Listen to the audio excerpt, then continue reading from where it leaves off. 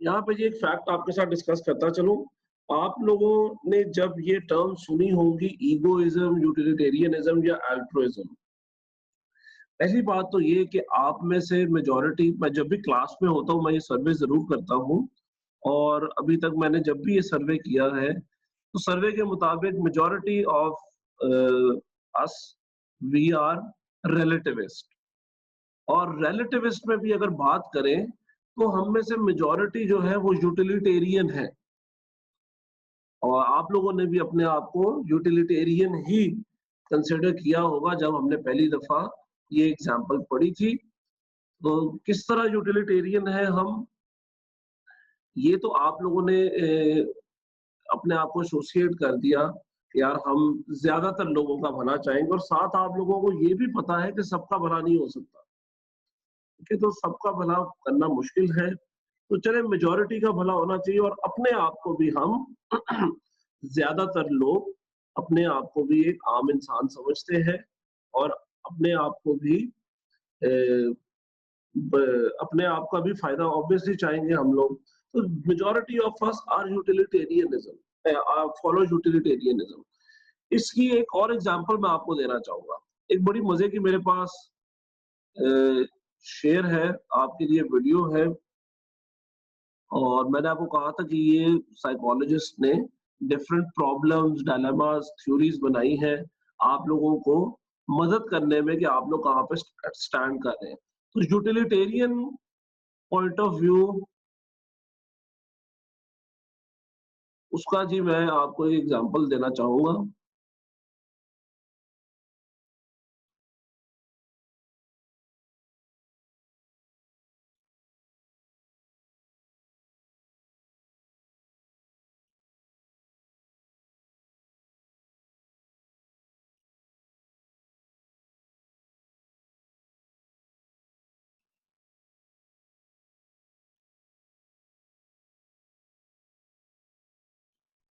जी, तो ये I hope so कि आप लोगों को आवाज आ रही है जी। वीडियो देखिए।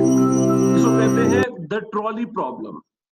द ट्रॉली प्रॉब्लम बहुत मशहूर प्रॉब्लम है। एथिकल साइकोलॉजिस्ट इसको बहुत यूज करते हैं आइडेंटिफाई करने के लिए। तो द ट्रॉली प्रॉब्लम देखें जी। Imagine you're watching a runaway trolley barreling down the tracks, straight towards 5 workers who can't escape. You happen to be standing next to a switch that will divert the trolley onto a second track. Here's the problem. That track has a worker on it too, but just one. What do? Do you sacrifice one person to save 5? This is the trolley problem, a version of an ethical dilemma that philosopher Philippa Foot devised in 1967. It's popular because it forces us to think about how to choose when there are no good choices. Do we pick the action with the best outcome, or stick to a moral code that prohibits causing someone's death? In one survey, about 90% of respondents said that it's okay to flip the switch, letting one worker die to save 5. And other studies, including a virtual reality simulation of the dilemma, have found similar results.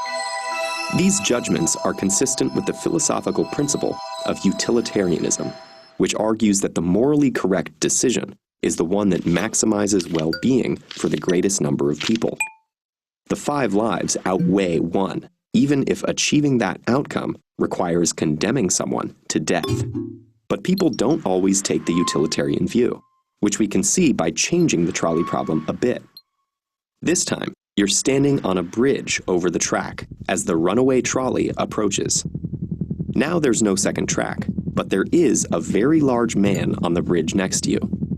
If you push him over, his body will stop the trolley, saving the 5 workers, but he'll die. To utilitarians, the decision is exactly the same. Lose 1 life to save 5. But in this case, only about 10% of people say that it's okay to throw the man onto the tracks.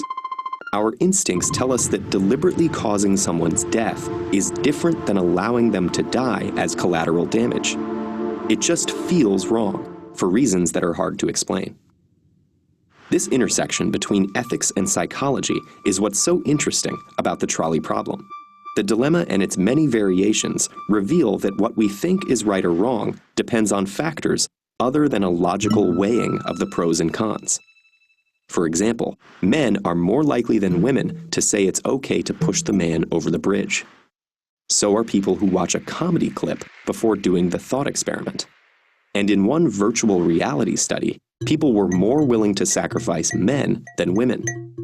Researchers have studied the brain activity of people thinking through the classic and bridge versions.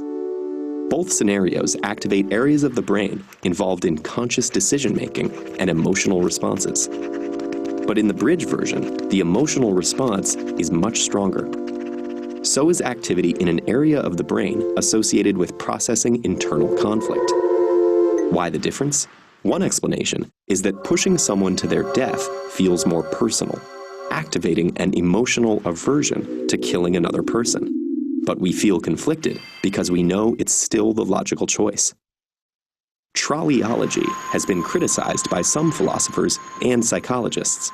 They argue that it doesn't reveal anything because its premise is so unrealistic that study participants don't take it seriously. But new technology is making this kind of ethical analysis more important than ever. For example, driverless cars may have to handle choices like causing a small accident to prevent a larger one. Meanwhile, governments are researching autonomous military drones that could wind up making decisions of whether they'll risk civilian casualties to attack a high-value target.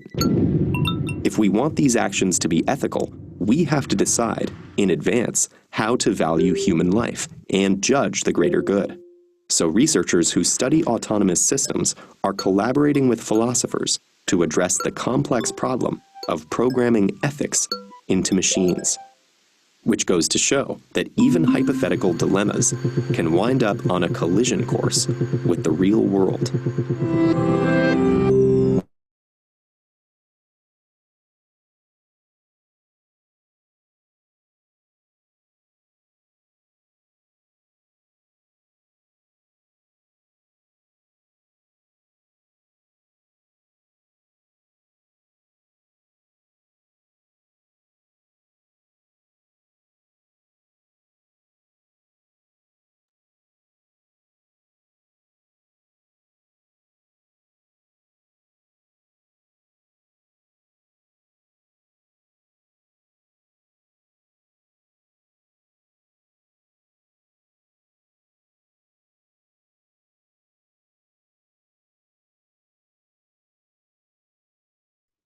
यानी ये बड़ी पुरानी और मशहूर एक psychological puzzle है जो use की जाती है आप लोगों के एथिक्स को जानने के लिए।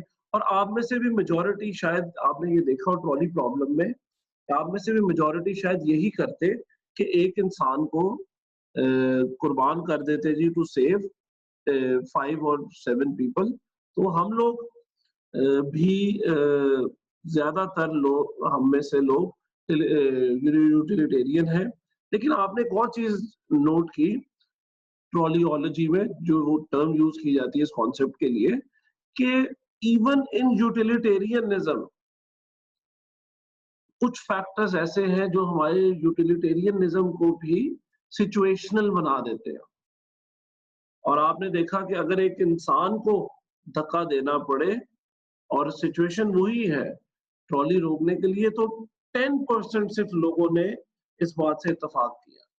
Whereas पिछले केस में 90% लोग इस बात से मुत्तफिक थे कि हम एक बंदे को लिवर चेंज करके, ट्रैक चेंज करके एक बंदे को मारना पसंद करेंगे। पसंद नहीं, आई मीन एक बंदे को मार देंगे 5 को बचाने के लिए। लेकिन दूसरे केस में ऐसा नहीं हुआ, सिर्फ 10% लोगों ने मुत्तफिक हुए। इसमें आपने रीजंस देखे जी, वही उन्होंने बात की जेंडर और कुछ और रीजन जो उन्होंने कहा अनएक्सप्लेनेबल है।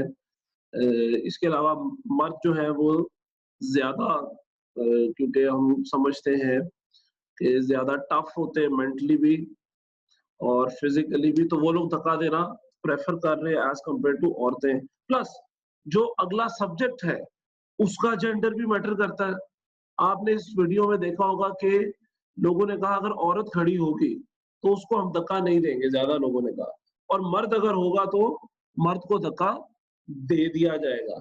तो देखिए जी, यहाँ से आपको पता चलता है कि मर्द की जो जिंदगी है उसकी कोई वैल्यू नहीं है। तो ये और भी बहुत से फैक्टर्स हैं, और यहाँ से हम घूम फिर के फिर उसी बात पे आ जाएंगे जो हम शुरू में कर रहे थे, और मैंने आपको तब भी बताया था कि हम बार-बार इस चीज को पढ़ेंगे, इसीलिए इसको आज से ज़हन में रख लें, that the ethics are different for different people, and we also identified the factors, and even within the approach to ethics आपकी उसके अंदर भी एक डाइवर्सिटी मौजूद है। तो ये एथिक्स इतना स्ट्रेट फॉरवर्ड काम नहीं होता, सिचुएशनल, कॉन्टेक्सचुअल और बहुत से फैक्टर्स, फिर जो आप समझते हैं उसके अंदर भी डिफरेंट ऑल्टरनेटिव्स आप क्रिएट कर लेते हैं, ह्यूमन माइंड क्रिएट कर लेता है जो बेस्ट पॉसिबल उसको लगता है। तो इट इज कॉम्प्लेक्स सब्जेक्ट, और आप अपने आप को एक किसी एक पर्टिकुलर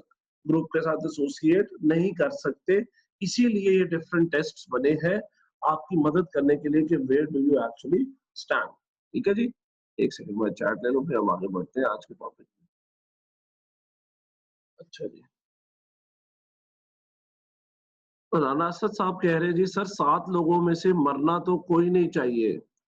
बिल्कुल असद साहब, बिल्कुल कोई नहीं मरना चाहिए, लेकिन सिचुएशन ऐसी आपको दे दी गई है कि आपको कोई एक चूज करना पड़ेगा, और अगर ऐसा हो तो मेरा ख्याल है आप भी शायद, चले आप बताएं मुझे जरा कि अगर ऐसी सिचुएशन हो कि एक बंदे को मारना पड़ रहा है बाकी 5 या 7 को बचाने के लिए, तो फिर आप क्या करेंगे? और इनमें से कोई एक चारा नहीं, आप देख रहे हैं ट्रॉली को आता हुआ, तो ये आप अपने आप से भी क्वेश्चन करें। ठीक है जी, अच्छा, tell your purpose but sometime it happens, ये कौन सवाल कर रहा है? ठीक है जी, सवाल है कि sometimes it happens that we have good intentions to do something good for others, but unfortunately the outcome is bad, still it would be unethical। अब यहाँ पे भी देखें कि आउटकम अच्छा है या बुरा है, this also depends on you. अब अगर आप ईगोइस्टिक हैं तो ईगोइस्टिक कहेगा कि मेरे लिए आउटकम अच्छा होना चाहिए, बाकी सब जो मर्जी करेंगे, लेकिन एक यूटिलिटेरियन या एल्ट्रुइस्ट कहेगा कि यार ये इसकी बहुत गलत अप्रोच है, बड़ा अनएथिकल आउटकम होगा अगर सिर्फ इसी का फायदा होगा, बट फॉर ईगोइस्टिक वो आउटकम बहुत अच्छा होगा। सो अगेन ये जो आउटकम आपने लफ्ज इस्तेमाल किया बेटा, this is also based on your approach towards ethics. लेकिन अगर आपका आउटकम एथिक्स में हम आउटकम की बात नहीं करते, हम एक्शन की बात करते हैं इन टेलियोलॉजी एंड डियोंटोलॉजी। तो एक्शन जो है वो डिटरमिन कर रहा है टेलियोलॉजी में कि आपका आउटकम आउटकम डिटरमिन कर रहा है टेलियोलॉजी में कि आपका एक्शन सही है या गलत है। तो यहाँ पे इस केस में आपने जब एक्शन करना है तो तभी से एक परसीव्ड आउटकम होगा, ठीक है, तभी से आपने एक आउटकम परसीव कर लिया है, तो ये उस पर डिपेंड करेगा आपके परसीव्ड आउटकम पे। जो आपने आउटकम परसीव किया है एक्शन करने से पहले, उस पर डिपेंड करेगा कि दिस इज एथिकल और अनएथिकल। अब मुझे आपका क्वेश्चन एक्चुअली समझ लगा कि आप क्या चाह रहे थे। सो ये उस परसीव्ड आउटकम पे, ओके। अच्छा, राना असद साहब का सवाल है, कोई एक भी नहीं चाहेगा कि उसको हम मार दें, फिर ये फैसला कैसे होगा कि किसी एक को हम फेंक दें? यही बेटा, ये आप अपने आप से पूछें। आपके पास सिचुएशन हो तो आपने बताया नहीं आप क्या करेंगे। आप 5 लोगों को मरने देंगे या एक बंदे को मार के 5 को बचा लेंगे, बताएं मुझे। अच्छा, हबीब का क्वेश्चन है यूटिलिटेरियनिज्म और अल्ट्रुइज्म का दोबारा बता दें शॉर्टली। बेटा, अल्ट्रुइज्म में आप अपने आप को इस ऑप्शन से निकाल देते हैं कि आपके लिए भी कुछ अच्छा होना चाहिए। सो यू आर सेल्फलेस, बिल्कुल अपने बारे में नहीं सोच रहे। मैंने एग्जांपल दी थी जी अब्दुल सत्तार ईदी साहब की, मदर टेरेसा की। तो ये कुछ लोग हैं जिन्होंने मुतफा की, ये वो लोग हैं जिन्होंने अपने आप के लिए बिल्कुल कुछ नहीं सोचा, अपनी जिंदगी को साइड पे कर दिया, फिर पैगंबरों की हमने एग्जांपल दी थी, ये लोगों के बारे में ही सोचते थे। फिर एज यूटिलिटेरियन जो है वो मेजॉरिटी के बारे में सोचता है, एल्ट्रुइस्ट सबके बारे में सोचता था और यूटिलिटेरियन मेजॉरिटी के बारे में सोचता है। यूटिलिटेरियन इस बात को मानता है कि we can not do good for everyone, तो हमें मेजॉरिटी का सोचना चाहिए और वो अपने आप को एक आम इंसान समझता है, वो अपने आप के लिए भी भला करना चाहता है, अपने प्लस मेजॉरिटी के लिए, तो अपने आप को उन तमाम इंसानों के अंदर एक इंसान शुमार करेगा। एल्ट्रुइस्ट कहेगा मैं हूं ही नहीं भाई, मैं जो कर रहा हूँ लोगों के लिए कर रहा हूँ, तो इतने अच्छे मेरा ख्याल है हम लोगों में से तो शायद कोई ना हो, या है तो बहुत अच्छी बात है जी। तो हम लोग ज्यादातर यूटिलिटेरियन होते हैं, ये सर्वे है, और अगर हम क्लास में होते तो आप लोगों से पूछता तो आप भी ये होते। अब देखें ना, राना असद साहब ने क्या कहा है, राना असद साहब ने कहा यस सर एक को फेंक देंगे, तो राना असद साहब आप भी फिर यूटिलिटेरियन है, ठीक है, आप भी यूटिलिटेरियन है। अच्छा, एक रेज हैंड हुआ था, लेट मी सी, नहीं, सो दिस वाज अब revision to the previous lecture approaches. अगला लेक्चर जी, यानी आज का जो हमारा टॉपिक है वो है एथिकल डिसीजन मेकिंग मॉडल्स। ये भी बड़े मजे के मॉडल्स हैं। ये मॉडल्स क्या है जी, ये मैं आपको बता दूं।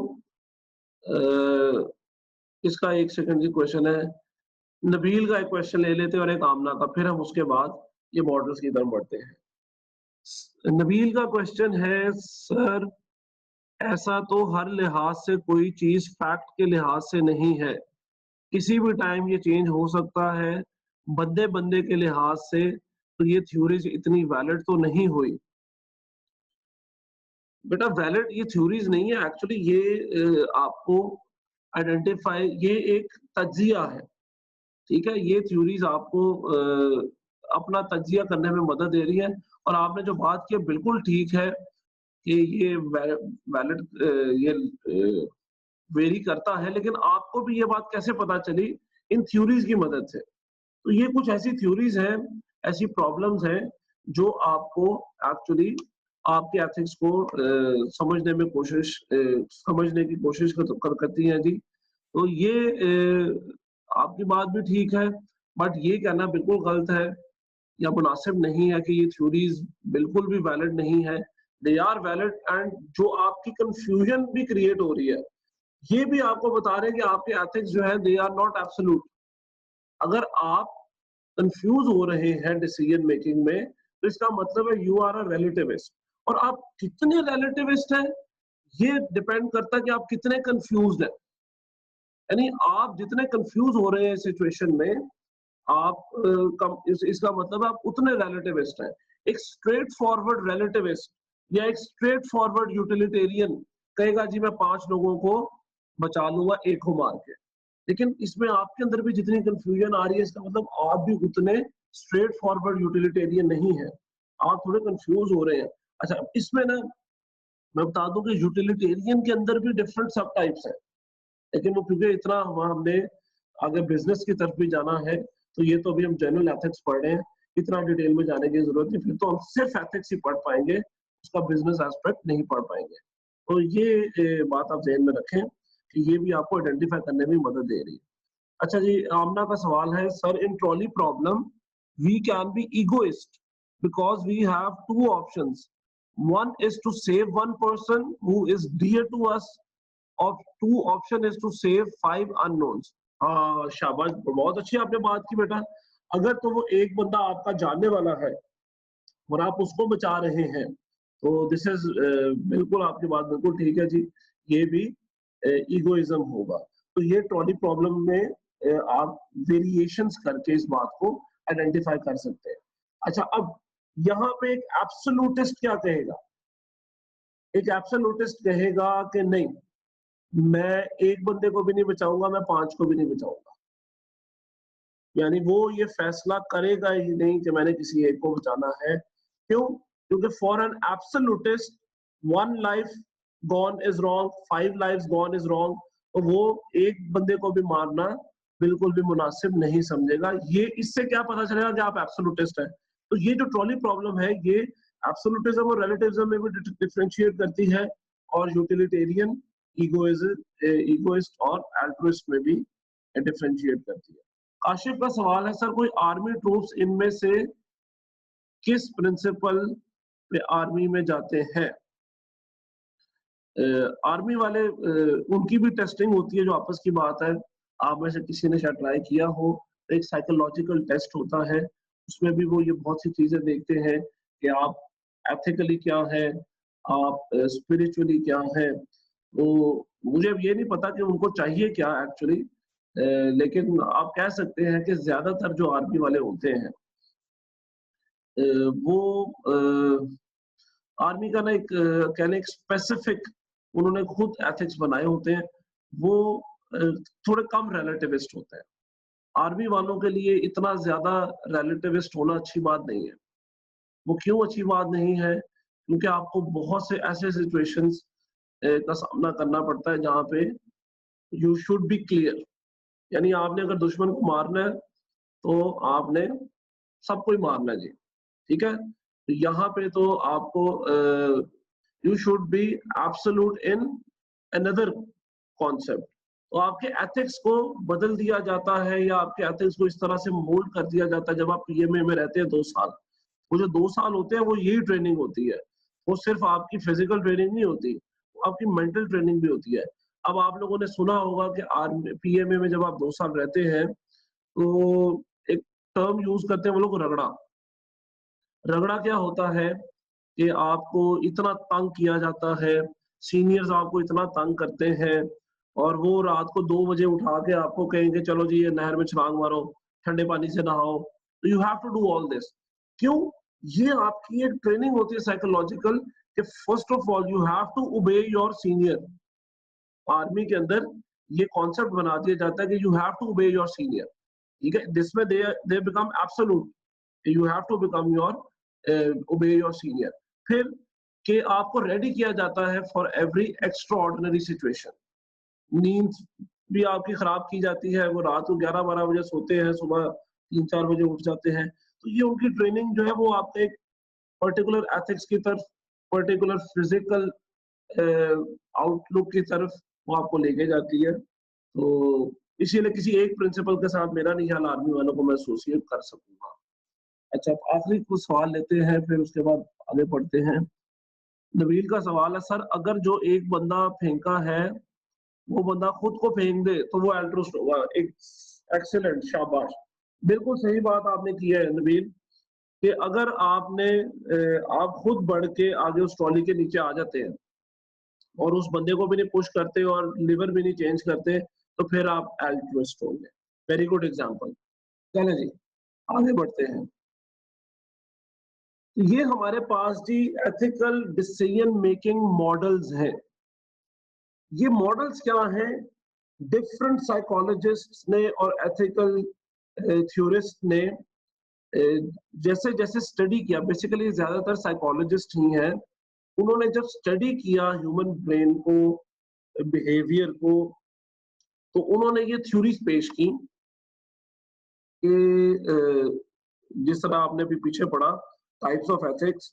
साथ ही साथ लोगों ने जब सवाल किए कि यार आप हमें फिर बताएं कि हम एक्चुअली करें क्या, लोग कंफ्यूज ऑब्वियसली हो जाते हैं, जिस तरह आप भी इस प्रॉब्लम के बाद बहुत कंफ्यूज हो गए होंगे कुछ हद तक।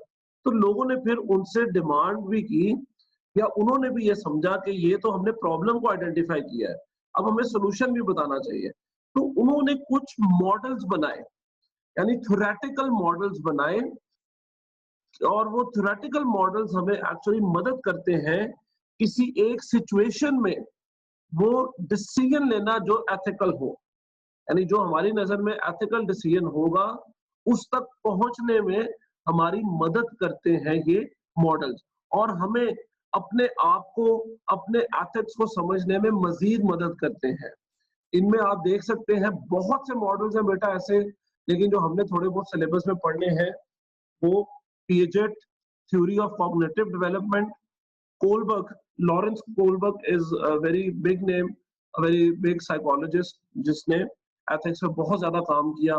फिर एसोसिएशन मॉडल है, टकर 5 मॉडल है, इसी तरह आपके सामने ये कुछ मॉडल्स हैं, तो हम इन मॉडल्स को पढ़ने जा रहे हैं बारी बारी इंशाल्लाह ताला।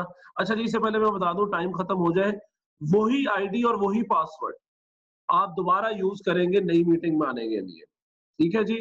तो ये भी मैंने भी एक हल निकाल लिया है, मुझे भी इतना जूम आ गया है कि वो। जी नबील जी, बेटा सवाल करें। अस्सलाम वालेकुम सर। वालेकुम सलाम। सर जहाँ पे मैंने अभी एक मतलब पूछा था कि अल्ट्रास्टॉक का अगर हम खुद को कंसिडर करते हैं कि हम बजाय किसी और को सेक्रीफाइस करें खुद को करते हैं, लेकिन यहाँ पे भी ये चीज वेरी कर जाती है, क्योंकि देखें अगर तो मेरे पीछे कोई भी नहीं है या मेरे पे कोई बर्डन नहीं है, कोई जिम्मेदारी नहीं है, फिर तो मैं ऑफ कोर्स आगे आऊंगा, मैं कहूंगा भाई मेरी मेरी मसला ही कोई नहीं है अगर मैं अपने आप को सेक्रीफाइस कर देता हूँ। अगर मैं देखता हूँ कि यार मेरे पीछे माँ बाप हैं, मेरी फैमिली है, मेरी बीवी, मेरे बच्चे, मैं कभी भी नहीं आगे जाऊंगा। ये आपने बेटा बिल्कुल आपने बहुत अच्छा अगेन एक वैलिड आर्गुमेंट दिया है। यही तो हम कह रहे हैं कि बेसिकली इसमें भी लेवल्स हैं। मैंने जो आखिरी बात की कि ट्रॉली प्रॉब्लम ने हमें एक बात समझने में मदद की कि even within our ethical perspective there are other sub perspectives. तो और सब पर्सपेक्टिव्स भी आ जाते हैं। जिस तरह मैंने ये एग्जांपल यूटिलिटेरियन की दी कि यूटिलिटेरियन भी दो किस्म के हैं।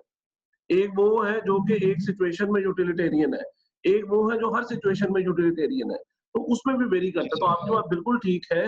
अब ये भी आप एल्ट्रुइस्ट जो है, आप बेटा अगर इतने आपके पीछे वो आपके डिपेंडेंट्स हैं, तो आप फिर शायद एल्ट्रुइस्ट ही ना हो, समझ रहे हैं। अगर तो आप पीछे आपके आप देख रहे हैं कि जी बीवी बच्चे भी हैं, माँ बाप भी बूढ़े हैं और मैं जंप नहीं मारूंगा, इसका मतलब आप एल्ट्रुइस्ट है ही नहीं। और एल्ट्रुइस्ट ना होने के पीछे एक फैक्टर क्या है कि यू गॉट डिपेंडेंस। तो ये जो एल्ट्रुइस्ट लोग होते हैं, अगर आप इनकी लाइफ पढ़ें तो इनमें से मेजॉरिटी जो है वो आपने ये जो एग्जांपल है इसी को मैं आगे कंटिन्यू करता हूँ कि वो फैमिली उनकी या तो होती नहीं थी या they had left their families. जिस तरह मदर टेरेसा की अगर आप बात करें तो मदर टेरेसा की फैमिली कोई नहीं थी, मतलब she did not marry. Yes sir. Ruth फा की कोई फैमिली नहीं थी। अब्दुल सत्तार ईदी साहब की फैमिली थी, लेकिन वो भी अगर आप इंटरव्यू देखें उनकी फैमिली का तो वो यही कहते हैं कि वो हमें बिल्कुल भी टाइम नहीं देते थे। क्यों? क्योंकि he was always busy in other things. तो जो एल्ट्रुइस्ट आप या तो बनेंगे नहीं या बन जाएंगे तो फिर ऑब्वियसली आप फैमिली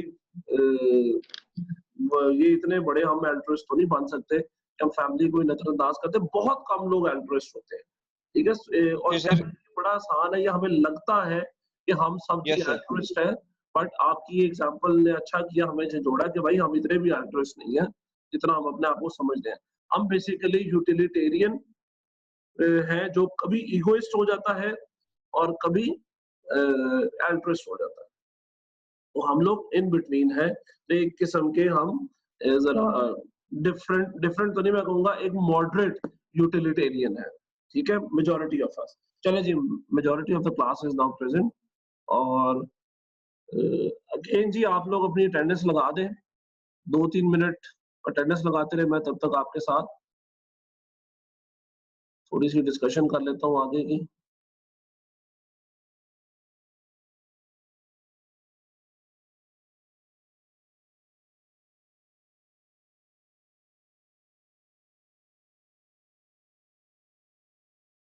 सीआर और जीआर आप बेटा अटेंडेंस दोबारा मार्क कर लीजिएगा, ठीक है। अच्छा जी, ये जो आईडी है और ये पासवर्ड, ये आपके आगे तमाम मीटिंग्स में यही इस्तेमाल होगा, ठीक है। हमारी जब भी क्लास होगी आप इस आईडी और पासवर्ड को सेव कर लें। हमारी जब भी क्लास होगी तो इसी आईडी और पासवर्ड के साथ होगी। चले, तो मैंने जिस तरह जिक्र किया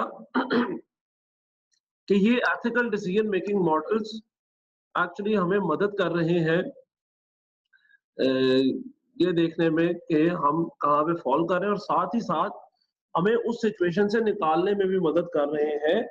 आपको वो कुछ क्राइटेरिया बता दिए गए हैं, डिफरेंट क्राइटेरिया, जिसके मुताबिक आप डिसीजन ले सकते हैं। अगर आप फंसे हैं किसी जगह पे तो एक मैनुअल मिलता है आपको, गाइड मिलती है। इलेक्ट्रॉनिक्स में भी अगर आप देखें तो ये इन साइकोलॉजिस्ट की तरफ से एक गाइड है। अगर आप फंसे ऐसी सिचुएशन में तो ये गाइडलाइन है जी, इसको देख के आप अपना डिसीजन एथिकल बना सकते हैं। ये मॉडल्स हमने पढ़ने हैं जी इंशाल्लाह ताला, इनको हम 2 क्लासेस तो हमें लगेंगी कम से कम इनको पढ़ने में। इतने आसान आई मीन इतने छोटे नहीं है, हमने सिर्फ रटा नहीं माना, हमने इन लोगों को, हमने इन मॉडल्स को समझना भी है। सबसे पहली बहस या बात वो है कि ये मॉडल्स जो है ये प्रिंसिपल्स हैं, यानी they are not compulsory to be followed. हर चीज which is not compulsory to be followed but it is good if it is followed, उसको हम कहते हैं कि ये प्रिंसिपल है, असूल है। अब जो असूल बनाए हुए हैं हमारे अपने, दे आर नॉट बाइंडिंग, हमारे ऊपर लाजिम नहीं है इनको फॉलो करना, तो इसको कहते हैं प्रिंसिपल अप्रोच ऑफ एथिक्स। हमने जो अपनी अच्छाई बनाई है ज़हन में, उसको फॉलो करना लाजिम नहीं है हम पे, हम चेंज भी कर सकते हैं। Even an absolutist can become relativist, but हो सकता है कि हमने तो जो बनाया है, बनाई है ज़हन में, कुछ ऐसे रूल्स भी बना दिए जाए, या ऐसे रूल्स होते भी हैं जो आपस की बात, अभी हम एग्जांपल्स डिस्कस करेंगे, made by the authorities, the government, the law enforcing agencies, जो हमारे एथिकल बिहेवियर को खुद से शेप करते हैं। यानी इस केस में हमें अपने आप को एथिकल बनाने की जरूरत नहीं है, हमारे रूल्स ही हमें एथिकल बना देते हैं।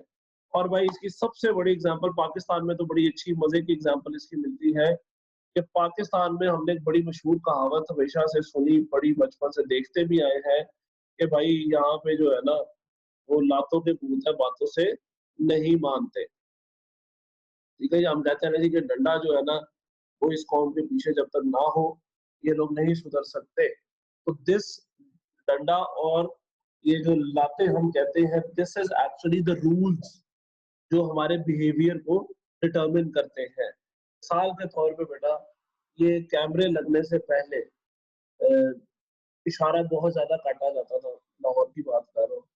और कैमरे जब से लगे हैं जी, लोग इशारे नहीं काटते। अब प्रिंसिपली किसी को इशारा नहीं काटना चाहिए था। अगर आप बात करें प्रिंसिपल की, तो प्रिंसिपली तो किसी को इशारा नहीं काटना चाहिए था, इट वॉज अनएथिकल, लेकिन लोग काटते थे।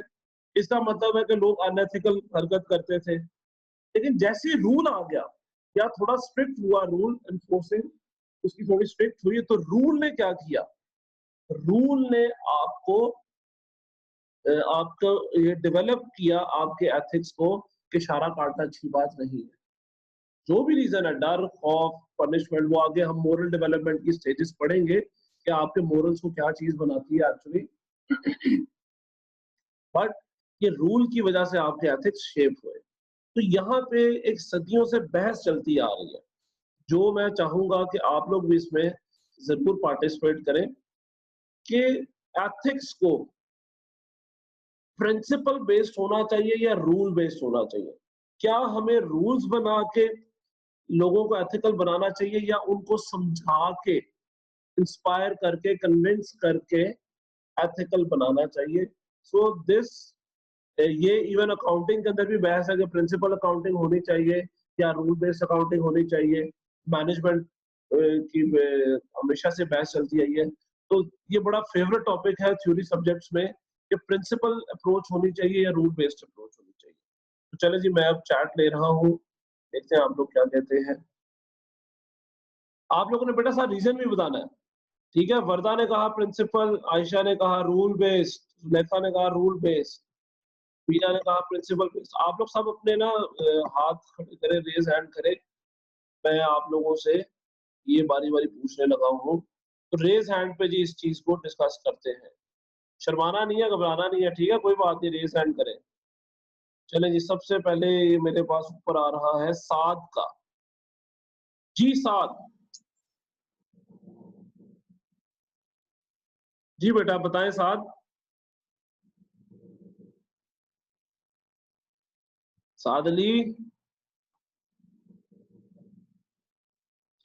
चले जी, साद अली लगता सो गया। जी अगला नाम है जी नबील का। साद अली को हमने म्यूट कर दिया। जी नबील, जी बेटा बोले। सर आपने अभी कहा है कि मतलब जो रूल्स है ना, एक तो मैं दोनों का मतलब क्वेश्चन है मेरे कि एक आपने कहा कि रूल्स हैं कि हम लोग रूल बनाते हैं पाकिस्तान के लिहाज से अगर देखा जाए कि जी, और इशारे भी नहीं करते थे, तो हम लोगों ने वहां पे कैमरास लगा दिए ताकि वो डर की वजह से किसी चीज की वजह से उसको, ठीक है सर। तो अल्टीमेटली अगर देखा जाए तो हम रहे हैं उनको कह रहे हैं कि भाई आपने ये लोगों ने यहाँ पे स्टॉप रुकना है, अब हम लोगों ने कैमरा यूज कर लिया, तो मेरा क्या चीज के यहाँ पे मैं खुद कंफ्यूज हो गया हूँ कि यहाँ पे रूल वाली इस चीज हम लोग मतलब कह रहे हैं, लेकिन उस तरीके मीडियम जो है ना हम लोग, या समझने के कुछ जो डिसीजन है ना, वो सही यूज नहीं कर रहे। कुछ ऐसा हो सकता है, मतलब कि ऐसा है कोई चीज है, मतलब मुझे लग रहा है ऐसे। नहीं नहीं, ये आप की बात ये बिल्कुल ठीक है। बेसिकली अगेन देखिए यहाँ पे भी आप जितने रिलेटिविस्ट होंगे ना, आप यकीन माने आप आगे आगे भी देखेंगे, आप अपने आप को बेसिकली डिस्कवर करेंगे। ये जो हमारे 2-3 लेक्चर हैं, ये बड़े मजे के इसलिए भी होते हैं कि इंसान अपने आप को डिस्कवर कर रहा होता है, और अक्सर हम समझ कुछ रहे होते हैं लेकिन एक्चुअली कुछ और होता है। आप भी जितने कंफ्यूज इस बात पे हैं, मैं भी हूँ, हम लोग उतने ज्यादा रिलेटिविस्ट होते हैं। ठीक है, अगर आप स्ट्रेट फॉरवर्ड है, yes rules are there and they should be followed, तो उतने हम लोग एब्सोल्यूटिस्ट भी हैं। तो ये आपकी कंफ्यूजन बेसिकली, आपकी आवाज भी बीच में कटी थी, I am very sorry for that, हम लोग को समझ नहीं लगी। बट कंफ्यूज अगर आप हो रहे हैं या आप ऐसा समझ रहे हैं बेटा, तो दिस इज टोटली फाइन। ठीक है, इसका मतलब है आप उतने ज्यादा रिलेटिविस्ट है। ठीक है, तो रूल कर रहे हैं नहीं कर रहे, ये आपकी अपनी, मैं तो ये बहस कर ही नहीं रहा कि क्या सही है क्या गलत है, मैं आपकी बात ही जानना चाह रहा हूँ। तो what do you think of this? तो ये आपने अपना पॉइंट ऑफ व्यू दे दिया, अब हम देते हैं जी मौका। वो चीज जो आपने मतलब वो दूसरा पूछा था आपने, वो क्या कहते हैं सेकंड के, हम लोगों को मतलब रूल बेस पे होना चाहिए या प्रिंसिपल बेस पे होना हाँ चाहिए? ये ठीक है, तो सर देखें वो डिपेंड नहीं करेगा कम्युनिटी पे। आप पाकिस्तान में देखें, आप पाकिस्तान में आप यहाँ पे आप कंपेन चलाते हैं, ठीक है, उस लेवल की नहीं चलती जिस लेवल पे चलनी चाहिए, लेकिन चलती हैं, लोगों को अवेयरनेस होती है, हम्म। लेकिन वो जानबूझ के उसको क्रॉस करते हैं, हालांकि उनको पता होता है कि यार नहीं सही, सामने से गाड़ी आ रही होगी वो फिर भी तो मैं अपने आप को रख रहे, तो मैं कभी कभी वो डिपेंड ठीक है, करता है आपका पॉइंट आ सिचुएशन। गया। आप कहना चाह रहे हैं कि basically this is also a contextual answer, कि प्रिंसिपल यूज करने हैं या रूल्स यूज करने हैं, कि ये भी सिचुएशनल है, कॉन्टेक्सचुअल है। बिल्कुल ठीक बात है आपकी, बिल्कुल बिल्कुल सर। ठीक हो गया। अच्छा जी, अब हम मौका देंगे अरूबा को। जी अरूबा ने भी बड़ी देर से हाथ खड़ा किया है। 1 मिनट अरूबा, 1 मिनट। जी Aruba. Sir I think principle based होंगे क्यों जी? एथिक्स पे, क्योंकि जब भी अगर हम पर्सनली देखें, जब कोई चीज इम्पोज की जाती है ना, तो हम उसको एज सच उतना नहीं फॉलो करते, कोई हम्म। भी चीज हो अरूबा कह तो। रही है जी कि रूल बेस्ड जो है वो, मैं ये समझ रहा हूँ आपकी बात से कि शॉर्ट टर्म होता है। जैसे ही रूल जी निकाला गया, लोग वापस अपनी औकात पे आ जाएंगे। और ऐसा जी हुआ भी कि कैमरों के ऊपर किसी ने स्टे ऑर्डर ले लिया, तो लोगों ने फिर इशारा काटना शुरू कर दिया। तो ये इसका मतलब है कि लॉन्ग टर्म इफेक्ट अगर आप करना चाह रहे हैं किसी पॉलिसी का, तो वो प्रिंसिपल बेस ज्यादा है, लोगों यस को इंस्पायर करें, समझाएं। तो ठीक है जी, आपका जी। पॉइंट आ गया कि इसमें लॉन्ग टर्म इफेक्ट जो है वो प्रिंसिपल अप्रोच का ही है। अच्छा जी, हबीब का सवाल है। 1 मिनट जी, हबीब जी सर जवाब दीजिए। आपने, जी जी सर, सर मेरे हिसाब से जो है ना कि वो जो रूल्स है उसको फॉलो करना चाहिए, बिकॉज क्यों? के प्रिंसिपल, सर मैं वही बताने लगा हूँ कि स्ट्रिक्टनेस, जिस तरह आप देखें ना कि हम आजकल यहाँ पे लॉकडाउन चल रहा है और लोग इस तरह बाहर निकल रहे हैं ना, और पुलिस वाले वो मारपीट भी कर रहे हैं, वो इसलिए तो कर रहे हैं कि बेसिकली उसके पीछे एक फायदा है, एक बेनिफिट जो है वो आवाम का हम्म। ही है। लेकिन हमारे पास इतनी यानी कि शऊर नहीं हम रखते कि हम जो है इसको फॉलो करें, इसलिए जो है ना वो स्ट्रिक्टनेस जो है वो उन्होंने की है। तो आई थिंक जो हमारी जो सोसाइटी है ना, अगर उस पे इम्पोज किया जाए तो वो मानती है ना, अदरवाइज अगर उन्हें कन्विंस किया जाए ना तो वो बहुत कम, 100 में से 2 लोग होते हैं, ठीक है। ठीक है, तो हबीब अगर का पॉइंट आ इम्पोज गया किया जी। जाए, हबीब कह रहा है कि मेजॉरिटी को फॉलो करवाने के लिए रूल बेस्ड अप्रोच है, क्योंकि प्रिंसिपली कम लोग डिटरमिन होंगे, अफेक्ट होंगे, और रूल जो है वो ज्यादा लोगों को अफेक्ट कर सकता है। तो स्कोप जो है वो रूल बेस्ड का ज्यादा है, प्रिंसिपल बेस्ड का कम है। ये पॉइंट आ गया जी आपका बिल्कुल। स्कोप की अगर बात करें तो रूल बेस्ड ज्यादा उसका ज्योग्राफिक भी और फिजिकल और स्पिरिचुअल स्कोप ज्यादा है। ठीक है जी। अच्छा, अब मौका देते हैं जी हम आयशा को। जी 1 मिनट आयशा जी, आयशा बोले।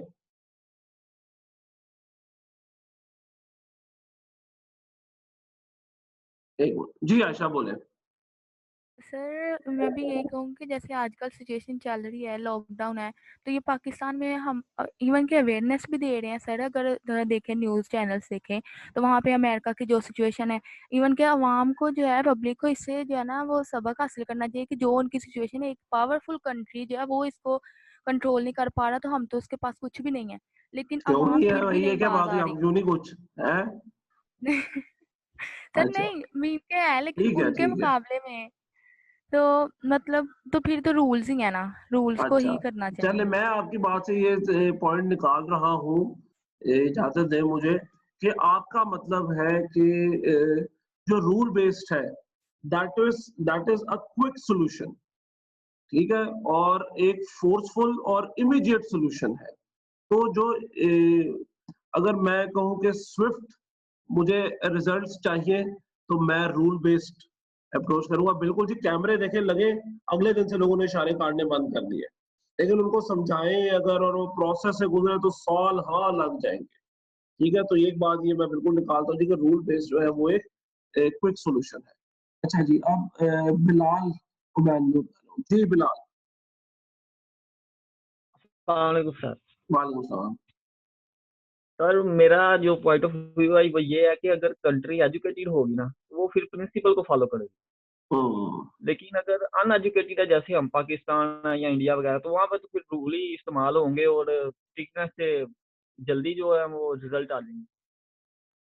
यानी आप भी वही नबी वाली बात करें कि ये भी एक्चुअली डिपेंड करता है कॉन्टेक्स्ट के ऊपर, आपकी ऑडियंस के ऊपर डिपेंड करता है। तो बात बिल्कुल ठीक है जी उसकी, लेकिन यहाँ पे मैं ना आपकी बात के जवाब में ना एक पॉइंट देता हूँ, थोड़ा प्रिंसिपल को भी डिफेंड कर लेना, कि प्रिंसिपल अप्रोच जो है दैट इज मोर फ्लेक्सिबल, और जो रूल बेस्ड है वो थोड़ी कम फ्लेक्सिबल है।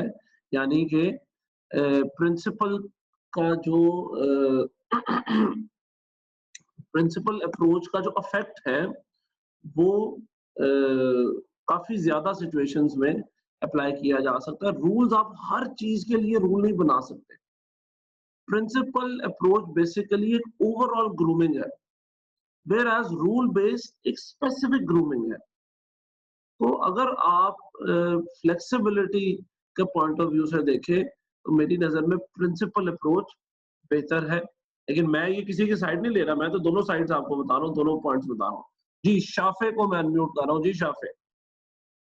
अस्सलाम वालेकुम सर। वालेकुम सलाम। सर कैसे हैं आप? अल्हम्दुलिल्लाह, आप सुनाएं। मैं भी ठीक ठाक है सर, आपकी दुआएं और मेरी अदाएं। सर मेरा क्वेश्चन था, आप रूल्स की बात कर रहे थे, तो मेरा क्वेश्चन है कि बहुत से स्टूडेंट्स आजकल ऑनलाइन क्लासेस में क्लास लेने के लिए बस क्लास को ज्वाइन करते हैं और खुद सोए रहते हैं, and most of them are busy while talking to their baby shona, and what do you think, ethical behaviour है या अनएथिकल है? बिल्कुल एथिकल है यार, बिल्कुल एथिकल है। अगेन वही बात है जी कि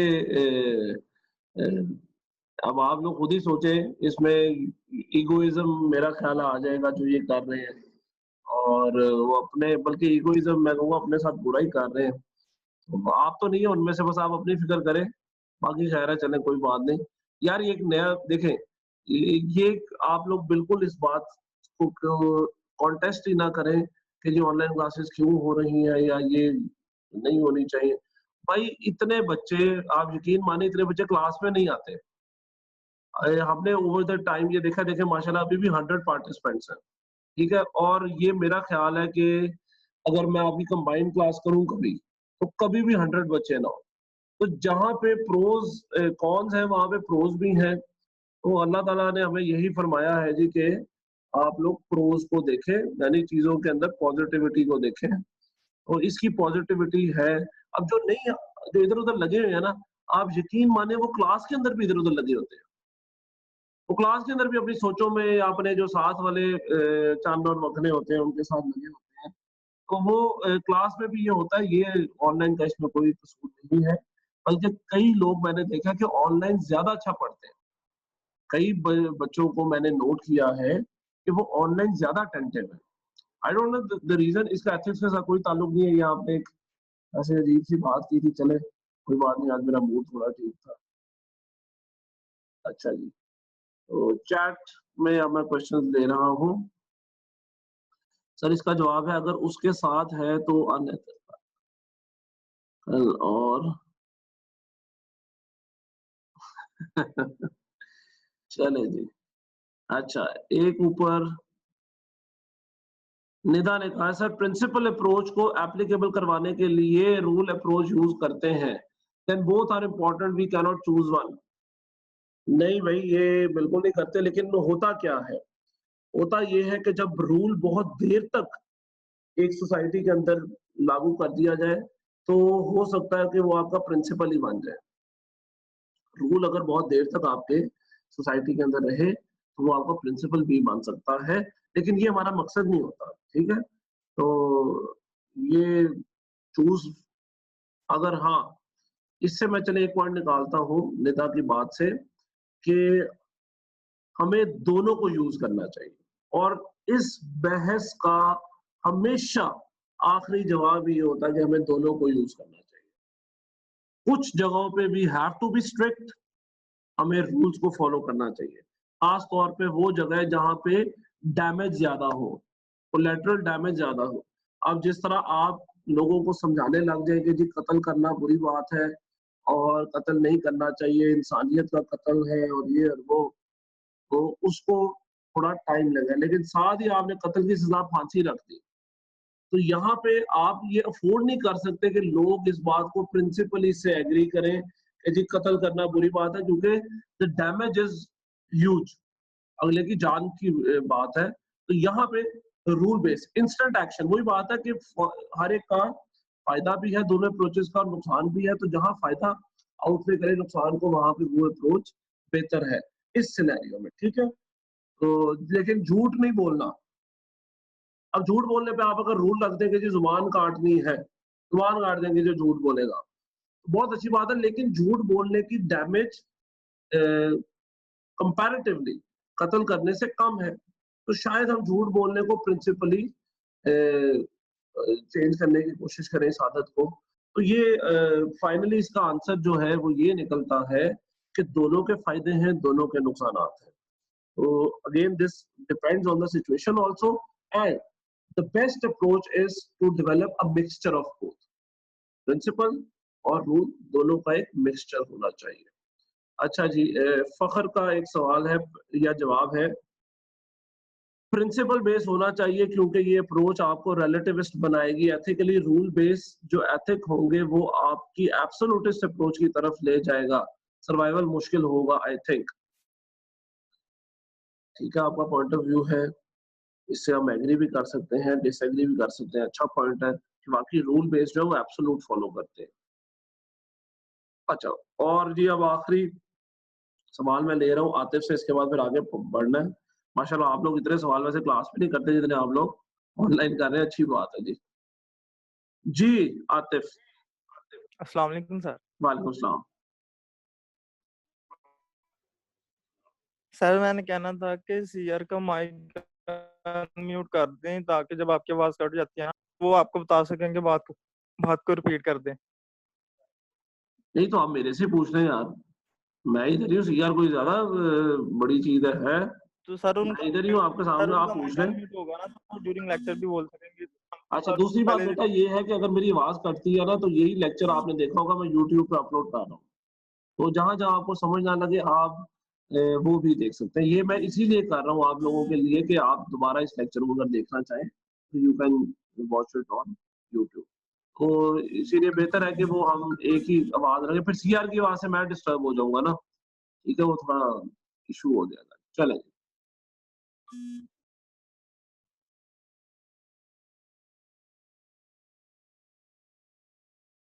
चले जी, आपने अपना रोल नंबर बोल दिया निम्रा, रोल नंबर बोल देंगे, अटेंडेंस लग जाएगी। चलें, खैर चलें जी, आप लोगों ने बड़ी अच्छी पार्टिसिपेशन की एंड आई होप कि आगे भी आप लोग इंशाल्लाह ऐसे ही करते रहेंगे। It is very good. क्योंकि मेरा टाइम अब काफ़ी ज़्यादा लग रहा है, जो मैंने आज सोचा था वो हम बिल्कुल नहीं उतना पढ़ पाएँगे, लेकिन चलें, अच्छी बात है एंड आई लाइक इट। आप लोगों को पता है कि ये क्वेश्चनिंग और ये पार्टिसिपेशन ऑनलाइन में भी होना बड़ी बात है जी।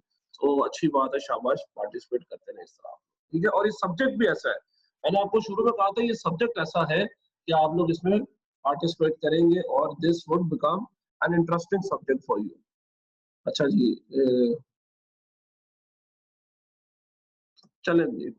आप बेटा अब आप ज़रा ठहरे, जिसने भी हाथ खड़ा किया था, शाफ़े ने किया था। शाफ़े बेटा सॉरी, पहले हम थोड़ा-सा आगे पढ़ लें, फिर उसके बाद मैं अकील मैं ज़रा 5 मिनट दे दें, फिर उसके बाद सवाल लेते हैं या पार्टिसिपेशन लेते हैं। नेक्स्ट, ये तो था प्रिंसिपल और रूल के दरमियान एक बहस। पेपर में आपको अगर आ गया जी which is better rule based approach और प्रिंसिपल बेस्ड अप्रोच, तो मैं आपको बता दूँ जी कि इसका कोई डेफिनेट आंसर नहीं है। तो ये आप लोग रटा ना मार लीजिएगा कि प्रिंसिपल बेहतर है या रूल बेहतर है। आपने एक आर्ग्यूमेंट पेश करना है। आप प्रिंसिपल कहेंगे बेटा प्रिंसिपल सही है, आप रूल कहेंगे रूल सही है। तो क्योंकि ये चीज़ है ही एक कॉन्टेक्सचुअल चीज़, तो ये पूरा सब्जेक्ट ही एथिक्स ही कॉन्टेक्सचुअल है, यानी हर एक के डिफरेंट है। तो इसमें कोई भी रूल ऑफ थंब नहीं है इस पूरे हमारे सब्जेक्ट के अंदर। आप लोग जो बात कहेंगे, जैसे कहेंगे उसको जस्टिफाई करना है, तो आपको मार्क्स मिल जाएँगे। तो इसीलिए ये बात ज़हन में रखिएगा, आगे मुझे बताने की ज़रूरत नहीं होगी। नेक्स्ट, अगर बात करें जी हम मॉडल्स की तरफ बढ़ते हैं। चलें जी, 2-3 हाथ इकट्ठे हो गए जी, मैं इनको करके फिर आगे बढ़ता हूँ। जी नूर फातिमा जी, 1 मिनट। चलें जी, नूर फातिमा जो है वो सवाल ही नहीं किया। चलें छोड़े जी। So first is Piaget's theory of cognitive development. Piaget's theory of cognitive development. Cognitive कहते हैं दिमाग को। Anything that is related to the brain is known as cognitive. आपने ये कुछ लोगों ने कभी टेस्ट देने के लिए एनटीएस का या कोई नौकरियों का, खैर अभी नौकरी के तो नहीं आपने दिए होंगे, कुछ बुक्स कभी देखी होंगी जिसमें होता है कॉग्निटिव टेस्ट, या एचआर में आपने पढ़ा होगा कॉग्निटिव टेस्ट। ये मुझे याद है कि एचआर में आप पढ़ते हैं कॉग्निटिव टेस्ट, टेस्ट की एक टाइप है। तो cognitive means anything related to the brain. Cognitive development का मतलब है the development of your brain, the development of your thinking. और क्योंकि ये एथिक्स के साथ रिलेटेड है, क्योंकि आपका ब्रेन ही आपकी थिंकिंग, उसकी डेवलपमेंट ही डिटरमिन करेगी कि आपके एथिक्स किस तरह से बन सकते हैं। तो इसके लिए हमारे पास है जी पिएजेट थ्योरी ऑफ कॉग्निटिव डेवलपमेंट। एक इंसान का दिमाग कैसे बनता है बचपन से लेके बड़े होने तक। तो पिएजेट की जो थ्योरी है ये है जी, पिएजेट की थ्योरी के मुताबिक हमारे 4 स्टेजेस हैं कॉग्निटिव डेवलपमेंट की। ये टाइटल में थोड़ी गलती है जी। कॉग्निटिव डेवलपमेंट की 4 स्टेजेस हैं। Number 1 is the sensory motor stage. Sensory motor, sensory means senses से रिलेटेड, आपकी 5 सेंसेस है। मोटर मींस फिजिकल, यानी आप अपने सेंसेस को डिस्कवर करते हैं इन दिस स्टेज। और ये होती है 0 to 2 years, 0 से 2 साल के लिए स्टेज होती है। और एक बच्चा अपनी टच को, आई साइड को, हियरिंग को, स्मेल को, टेस्ट को डेवलप करता है। तो आपने देखा होगा कि इस उम्र के बच्चे जो है वो पहले सबसे पहले देखना सीखते हैं, इधर उधर देखते हैं, फिर उनकी आंखें शुरू में, अगर आप ये बायोलॉजिकली भी देखें तो वो उनकी आंखें मसल्स डेवलप नहीं होते, लेकिन आहिस्ता आहिस्ता वो फोकस करना सीख जाते हैं किसी चीज की तरफ। शुरू में तो वो 2-3 दिन बल्कि आंखें खोलने में भी अक्सर लगा देते हैं बच्चे। पहले तो होता था ऐसा कॉमन, लेकिन आजकल चले बच्चे पहले दिन भी आंखें खोल लेते हैं। तो आंखें खोलते हैं, फिर उसके बाद वो सुनते हैं, वो आहिस्ता आहिस्ता आवाजों को रिस्पॉन्ड करना शुरू करते हैं। जिधर से आवाज है उधर मुंह कर लिया या उधर आंखें कर ली। फिर अगला बच्चा डेवलप करता है जी अपना टच। आप नोट करें कि छोटे बच्चे जो होते हैं वो अपना हाथ कभी ऐसे ऐसे करते हैं, फिर चीजों को टच करके ऐसे फील करने की कोशिश करते हैं। तो ये वो अपने बेसिकली सेंसेस को डिस्कवर कर रहे हैं, देख रहे हैं कि अच्छा यार ये भी एक सेंस है। तो दिस इज और फिर उसके बाद टेस्ट को, ये इतने साल का बच्चा जो है वो हर चीज मुंह में डाल लेता है। क्यों? क्योंकि वो उसको टेस्ट करना चाहता है कि ये चीज क्या टेस्ट करती है। और फिर वो आहिस्ता आहिस्ता चलना सीखता है, अपने टांगों को डिस्कवर करता है। तो this is actually a discovery stage. इंसान, छोटा बच्चा अपने आप को डिस्कवर करता है, अपने दिमाग को सेंसेस के थ्रू, सेंसेस को डिस्कवर करता है। फिर आती है प्री ऑपरेशनल स्टेज। ये है जी 2 से 7 साल की उम्र, 2 से तकरीबन 7 साल की उम्र तक ये चलती है स्टेज। और इसमें बच्चा पहली दफा इमेजिन करता है और साथ ही वो रिस्पॉन्सेस को स्टडी करता है। और यानी उसको पता है कि मैं क्या चीज करूंगा तो किस चीज पे अप्रिसिएशन है और किस चीज पे मुझे डांट भी पड़ सकती है। तो इस उम्र के बच्चे आप देखेंगे कि अक्सर ऐसी चीजें करते हैं जान के, और फिर देखते हैं कि जी ये अच्छा रिएक्शन आया या नहीं आया, लोग हंसे या नहीं हंसे, डांट पड़ी या नहीं पड़ी। तो ये बेसिकली प्री ऑपरेशनल स्टेज है। इसको प्री ऑपरेशनल क्यों कहते हैं? क्योंकि अभी बच्चा सिर्फ सोच रहा है, वो करने की सलाहियत तक अभी नहीं पहुंचा। वो जो कुछ सोच रहा है उसको अभी ऑपरेट नहीं कर पा रहा। तो यहाँ पे बच्चा पहली दफा रिएक्शंस को स्टडी करता है, लैंग्वेज को स्टडी करता है। Language is also a reaction. तो वो कि आपने ये बोला तो इसका मतलब ये है, नो बोला गया तो इसका मतलब है कि डांट पड़ेगी, अगर हंसा गया तो इसका मतलब अच्छी बात है। तो ये बच्चा डिस्कवर करता है रिएक्शंस को और इमेजिनेशन को शुरू करता है। नेक्स्ट है कॉन्क्रीट ऑपरेशनल। यहाँ पे शुरू होती है इंडक्टिव रीजनिंग। इंडक्टिव रीजनिंग एक वन साइडेड रीजनिंग है। इंडक्टिव रीजनिंग में आप सारी सिचुएशन को नहीं देखते, बल्कि उस सिचुएशन को जो आपके सामने होती है सिर्फ उसी को देखते हुए फैसले करने शुरू करते हैं, हरकतें करनी शुरू करते हैं ये बच्चे। और इनको ये ईगो सेंट्रिक होते हैं, यानी इनको लगता है कि ये दुनिया हमारे इर्द गिर्द ही है। ठीक है, ये उम्र है 7 से 11 साल की, 7 to 11 years।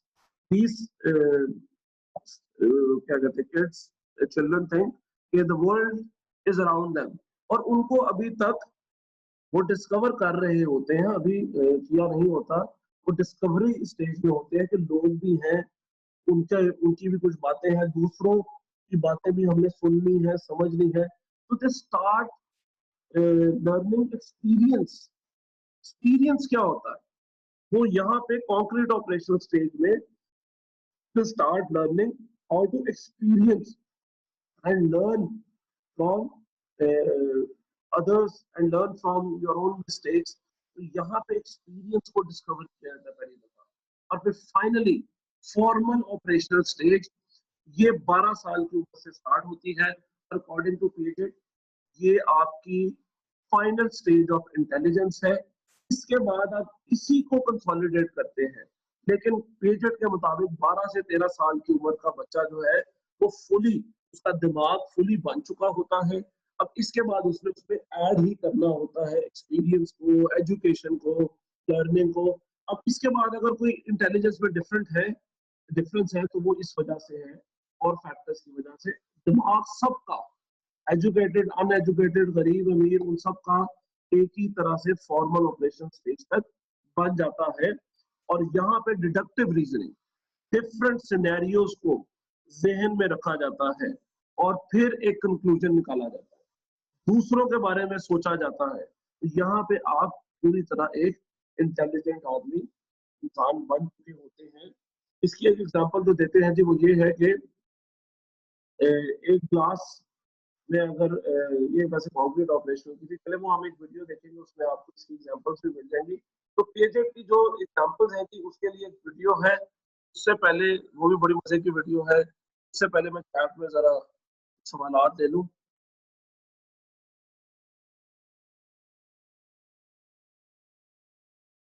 अच्छा जी, हमजा कह रहा है साइकोलॉजी में पढ़ा था। वेरी गुड जी, अच्छी बात है। इंसान सारी जिंदगी सीखता है, नोहा ने कहा जी, वेरी गुड, क्या बात है। बिल्कुल ठीक बात है जी, इंसान सीखता है और भी बहुत से फैक्टर्स है। ये साइकोलॉजी में आपने ये भी पढ़े होंगे, एजुकेशन और उसके बाद नॉर्म्स, कल्चर, ये भी आपकी जी अंडरस्टैंडिंग और इंटेलिजेंस को बनाते हैं। चले जी, तो मैं वो वीडियो चलाने की कोशिश करता हूँ। मेरा ख्याल है टाइम तो हमारे पास कम है वैसे, लेकिन मैं देखता हूँ। हाँ जी, ये वीडियो है कुछ 6 से 7 मिनट की।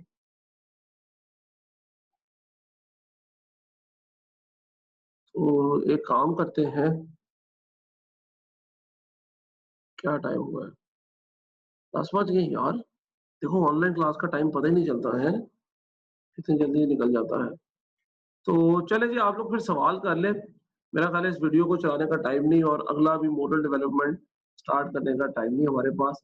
तो कुछ सवाल Piaget's theory.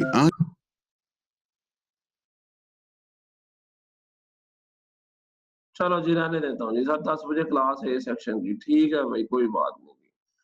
ठीक है जी, तो आज का सेशन हमारा ज्यादातर तो क्वेश्चन आंसर ही था। अच्छी बात है, इंटरेक्टिव सेशन था। दिस मीन्स कि अगले सेशन में थोड़ा मैं पढ़ूंगा ज्यादा, तो इंटरेक्शन थोड़ी कम उसमें रखनी पड़ेगी। बट वेरी गुड जी, अच्छी बात है। मुझे देख के खुशी होती है कि आप लोग पार्टिसिपेट करते हैं, and this is very good for me and you also. और ये खुशहाल बात है, क्योंकि देखिए आपस की बात है, हमें कोई पता नहीं हालात कैसे रहते हैं, कब तक रहते हैं। ये दुनिया के अंदर ये शिफ्ट आ जाए ऐसा कि ऑनलाइन ही सब कुछ शुरू हो जाए, यू नेवर नो। इस चीज को हमें सीखना था। ये हमारे लिए एक अच्छा लर्निंग एक्सपीरियंस भी रहा, लेकिन ये अच्छा तब है जब हम लोग सेफ रहे। तो आप लोग बेटा सेफ रहे जी, अपना ख्याल रखें, अपने बड़ों का खास तौर पे ख्याल रखें, बच्चों का ख्याल रखें। तो इंशाल्लाह ताला हमारी मुलाकात होगी ट्यूसडे को। तो ट्यूसडे तक फिर अल्लाह हाफिज।